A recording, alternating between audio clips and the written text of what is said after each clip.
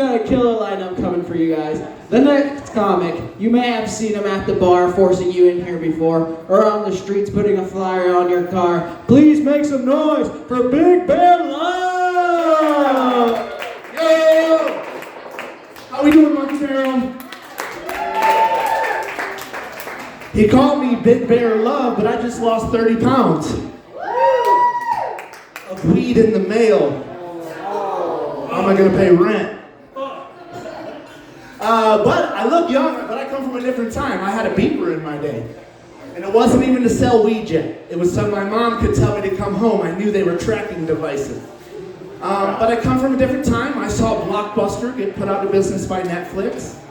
I saw one of my favorite, Toys R Us, get put out of business by Amazon. I saw heroin get put out of business by fentanyl. I come from a time where you could find a mystery bag of powders on the barroom floor here at the Monkey Barrel and go home and have a good night. Nowadays, you have to know chemistry to take that cocaine home. I didn't come from free love like the hippies, but I at least came from mystery bag of powders is okay. But a hippie feels safe in Denver because you guys legalized pot, thank you. Yeah. Kind of put me out of a job. Nobody tells you what happened to the weed man, the one that made it out. He delivers pizza now. DoorDash, and the people with the snowboard racks on the top of their car looking like cops, they're slowing down your food, I'm sorry. But Denver's messed up because you guys legalized pot, and the same year, the city installed all these traffic circles in town. You guys have stoners just doing laps. Lost. Sometimes I just get in one to process a breakup. You know? But you guys think it's easy being a hippie because I don't have a real job? How many times have you used your job to get out of doing things you didn't want to do? These people know I don't have to work in the morning. I had to move a fish tank on Tuesday. I'm going out to Limon this weekend to pick up a pit bull. I thought it would be nice if my friend got over his breakup with his girlfriend by getting off of my couch. But instead we're getting a dog this weekend. Sometimes it'd be easier to have a real job, be a real boy. You know? But now that you guys legalized pot, I'm not too worried about the government looking in on our lives, you know, trying to sell us stuff on Facebook we talked about. But if the NSA is going to be watching us, I feel like they should be giving us some stats, like Spotify Wrapped. You know? Like, am I actually the worst driver in Denver, or is that just what my ex-girlfriend says? You know? They have this information. I feel like I'm in the top 1% of texting I'm on the way while still laying in bed. They have these numbers. But any parents in the crowd tonight? Yes, awesome. Hippies, we like the parties, so we are pretty childish. We don't have a lot of kids. You guys keep track of the height of your kids on the wall, how good they're doing, how tall? We keep track of the length of our hair. As the last time we saw a judge. I'm doing pretty good. Dave just got out of court. I'm praying for you, brother. But my buddy, he's from Boulder County, and he's got hippie parents. My parents are not hippies. And growing up is confusing enough, but how do you go through the rebellious phase when you've got hippie parents? Get a job? Go to school? Get a degree in finance? It's kind of hard to run away from your dad's teepee, and he chases you down on horseback and says, "It's cool, bro, we can talk about it." But hippies actually did some good things for society. They invented the word grounded. Take away the tablet, take away the TV, get grounded. Before that, we just beat our kids. I think I'm still grounded. My parents are not hippies, and my buddy, he's got hippie parents, are spooning. Spooning means laying with your lover. In my family, a spooning means getting hit with a wooden spoon when you try and taste the gravy too soon. You know? My buddy, I was taking them to Burning Man. They've got hippie parents. And I'm going by Bear Love, which, believe it or not, is not my birth name. And they've got hippie parents, so their birth name is Blu-ray and Solmar on their birth certificate. And so they're out at Burning Man like, what's our flying name? What's our Burning Man name? And they realized they already came with Burning Man names, so the whole Burning Man, they went by Bob and Sam. You go by Bob, I'll go by Sam. It was perfect. So after one show up in Golden, somebody came up to me and said, my dad is a hippie, and he was with her. And she goes, yeah, we got to choose our own punishment. And I was like, what does that even mean? And she goes, yeah, we got caught toilet papering, and we chose not to see our best friend for a whole week. I was like, I don't have hippie parents. I got to choose the stick my grandma would whoop me with off of the tree. Don't go for the thick one, don't go for the thin one that cuts through air. You know what I mean? You gotta go for the right one. Difference is when you got hippie parents. But not everybody loves hippies. One time I was on a freight train. You guys want to hear a freight train story? Yeah. So I got in an argument with a girlfriend at a music festival in Ohio over glitter. All right? I would have taken the hit if it was a little fairy girl at the festival rubbing glitter all over my face. I would have taken the hit. But it was my fat, dready friend named Eddie who got glitter all over me. And when I got back to the tent, she's like, didn't let me sleep in the tent. And she's like, who are you covered in glitter with? And I'm like, Eddie covered me in glitter. And so I ended up going to look where our car was in the morning, and my guitar and all my stuff is just chilling in the parking lot of Horning's Hideout. So freight train hopping doesn't start because you did some good choices the night before, I found out. Learn how to take the loss and just admit you're covered in glitter. Sleep on the fucking blow up and get in the car and head back to Colorado.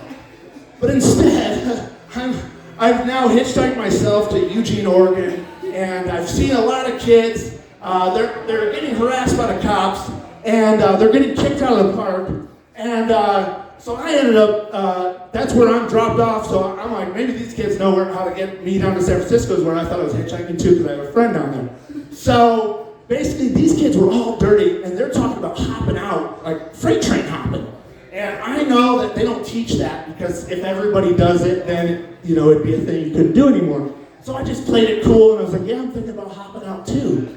And these really dirty kids ended up leading me onto a freight train. I was really just following this girl, Mary Cherry, who was with them. She was adorable. And love will lead you to different places. So we're carrying dogs up on the train. I'm swear, like, not chihuahuas. I'm handing up shepherds. We've got 11 people, 4 dogs, and we're now we're train hopping, and a cop drives by when I'm handing up dogs.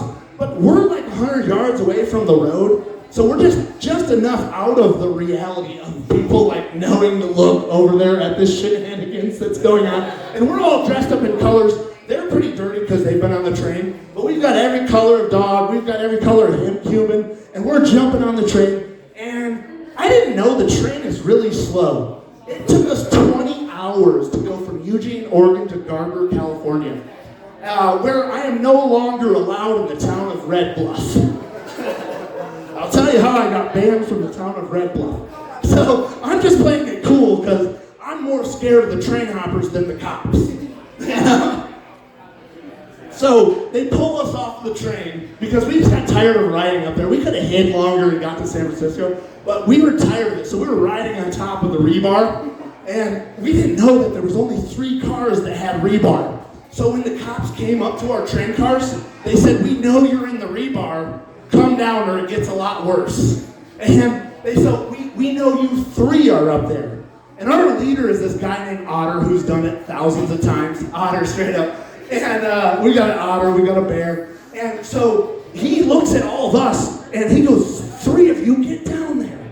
And we're like, nah, we're not all going down. So finally, our ringleader, Otter, he kind of leads the way. He goes, okay, let's go. So we all walk down, and we're in Garber, California, and the one cop, he's a young guy, and he's got his hand on his gun.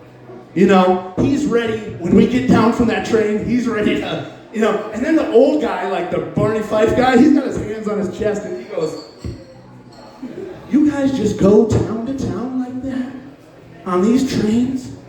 He goes, if I didn't have a wife and kids, I would go with you.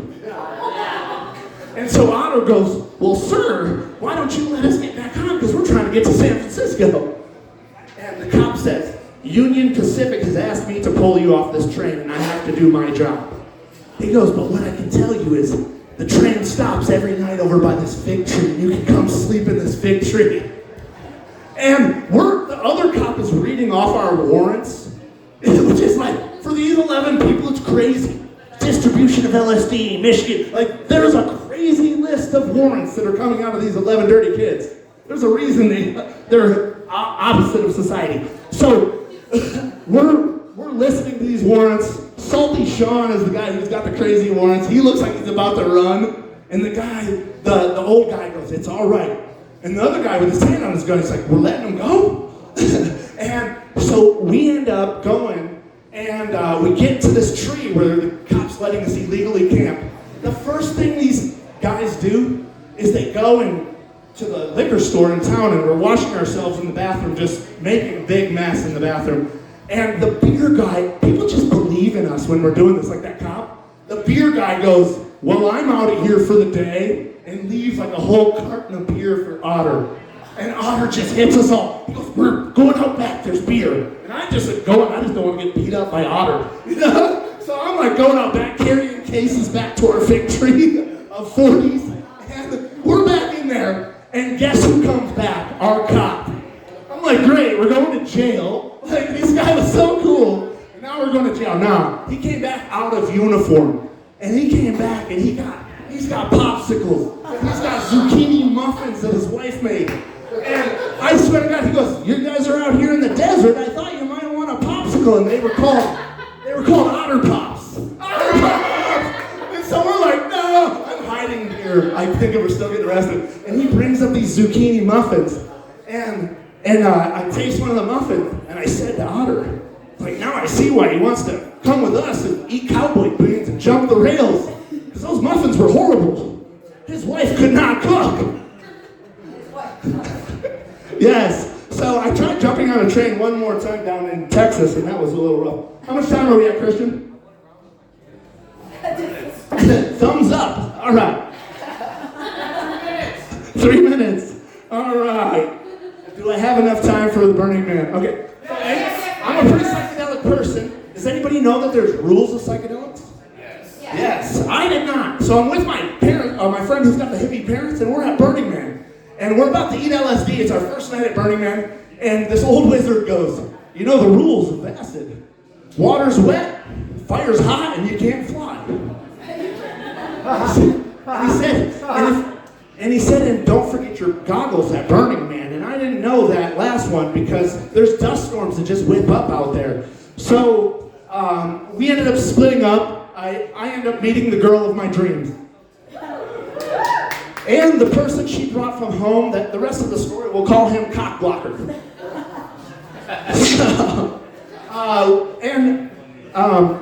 Burning Man is kind of like Disneyland for people on LSD.